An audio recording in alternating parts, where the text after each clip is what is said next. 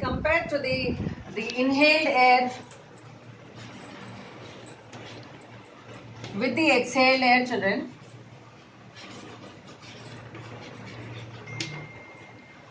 because you know that this air has to reach lungs, and of course the exhaled air will be thrown out from the lungs, right? So you see that the amount of oxygen which is brought inside the inhaled air, right, it is about 21%, whereas the exhaled consists of 16.4% of oxygen, and the inhaled air consists of about 0.04% of carbon dioxide, and the exhaled air consists of about 4% of carbon dioxide. So this clearly shows that the body gets rid of the carbon dioxide by means of exhalation, right?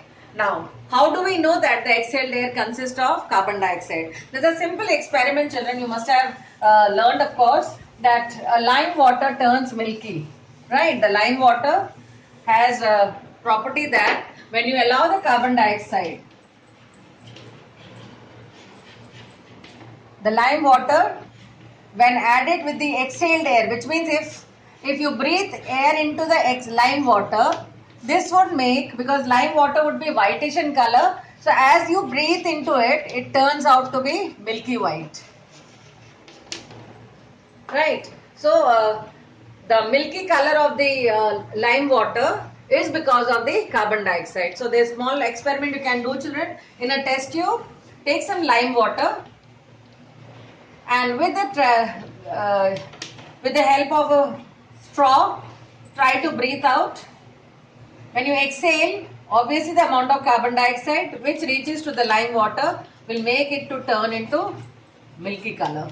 So this confirms that the exhaled air consists of carbon dioxide, right? And of course water vapor. You must have seen during winter season, children, when we breathe out on a glass surface, some kind of moisture remains. So that is water vapor which gets settled over the colder surfaces, which confirms that the amount of exhaled air consists of water vapor.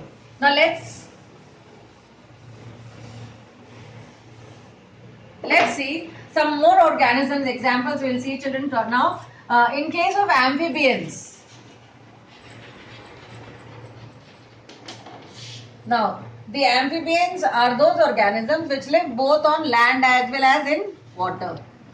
So they have the life cycle which remains both in land and water. So just imagine, children, what should be its respiration? Because as we all have learned till class 6, children, the respiration, that means how to fish breathe. The fish breathe through the gills. Yes. So the organisms who are in water should be breathing with gills. But a frog has a life which has both in the water as well as on land. So as a result, the frogs, what they do is, when they are inside water, children, they are actually in a form of fish-like. If you have seen the tadpoles, they look more like a fish. So the tadpole form remains in water and has a special kinds of, if you see on its external side, children, they have gills. Unlike the gills which are found in fish. In fish, the gills are found deep inside the body, whereas in tadpole of a frog, the gills are found external. So we call them as external gill.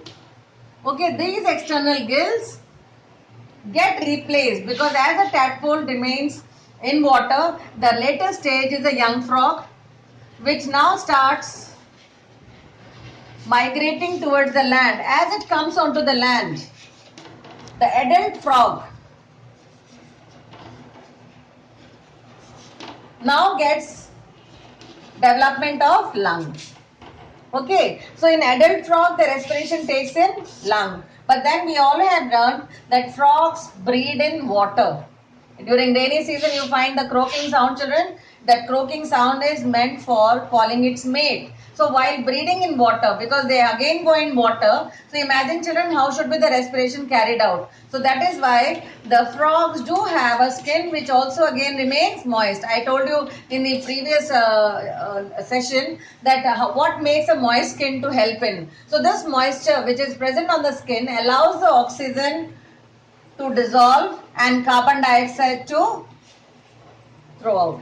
So the gaseous exchange takes place in the moist skin. So while it is in water, the surface skin allows the moisture because it again cannot have gills. It's only in the tadpole stage it has gills. So as it starts migrating to the land, children, the lungs develop, and when it goes back into the water for some time for maybe breeding of for the laying of eggs, children, during that process you find the skin which is called which is remain moist, makes that respiration possible. Please remember, the respiration through lung is called as pulmonary.